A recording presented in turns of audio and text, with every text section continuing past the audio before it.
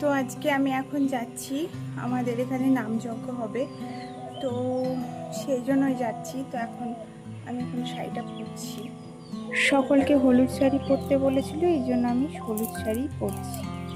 তো আমাদের এখানে নামযজ্ঞ হবে আজকে, সেই জন্য আমি যাচ্ছি জল সাজতে সকালবেলায়। আর এখানে 6টার সময় যেতে বলেছে, ওই জন্য যাচ্ছি। তো চলো ওখানে গিয়ে দেখি কি হচ্ছে। আমি এখন বাড়িতে সাজুগুজু করে নিলাম, শাড়িটা পরে নিলাম, এবার যাচ্ছি। তো চলো, আমরা যেতে যেতে ওখানে জল সাজার বাজনা শুরু হয়ে গেছে। দিদিভাইকে ডেকে এবার চলে এলাম। এই যে আসছে এখন সবাই একে একে। আর ওইদিকে পেছনে দেখতে পাচ্ছেন এখানে বাজনা হচ্ছে, জল সাজার বাজনা সব চলে এসেছে। এই যে সব আমাদের সখীরা সব যাবে এখন জল সাজতে। তো হাই করো, হাই করো। এদিকে বাজনা বাজছে, খুব জোরে জোরে বাজাচ্ছে আর খুব সুন্দরভাবে। তো বাজনা বাজছে আর লোকে শুনেই চলে আসছে, মানে যারা জল সাজতে যাবে তারা। তো এখন এখানে তিলক পরানো হচ্ছে, মন্দিরে যাবার পরেই তিলকটা সবাইকে পরিয়ে দিচ্ছে। তো এখানে ছর্দি ভাই তিলক পরিয়ে দিচ্ছে। তো দেখো কতটা সুন্দর লাগছে তিলক কেটে সকলকে।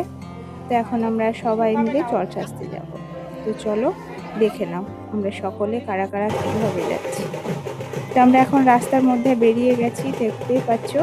আর এই যে তালে তালে আওয়াজের মানে বাজনার তালে তালে সবাই একটু একটু করে নাচছে আর রাস্তার মধ্যে যাচ্ছে। খুব মজা হচ্ছিল জানো তো এইভাবে যেতে সবাই। আর সকলে লাল হলুদ মানে হলুদ শাড়ি পরেছিল আর লালের হলুদে খুব ভালো লাগছিল দেখতে।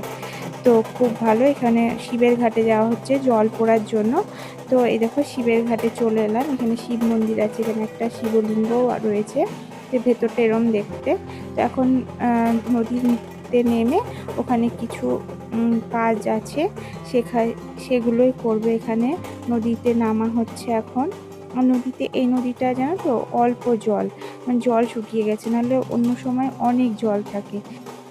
এখন সবাই নিচে নেমে যাচ্ছে নদীর। এখানে কিছু নিয়ম কানুন আছে এখানে জল সাজার, তো সেটাই এখানে করছে। গরমডালা, সিঁদুর, চন্দন, হলুদ এইগুলো, আর আমের শাখা ঘর, জল ভরা এগুলো, তারপরে মিষ্টি খাওয়া, তারপরে শিবের মন্দিরের চারিপাশে ঘোরা, তারপরে এরা সব নাচ করছে। ভীষণই ভালো। এরপরে যাব আমরা রাধা গোবিন্দ মন্দিরে। এগুলো দেখাতে গেলে আরো বেশি বড় হয়ে যাবে, তো নেক্সট বড় ভিডিওতে দেখিয়ে দেবো। তো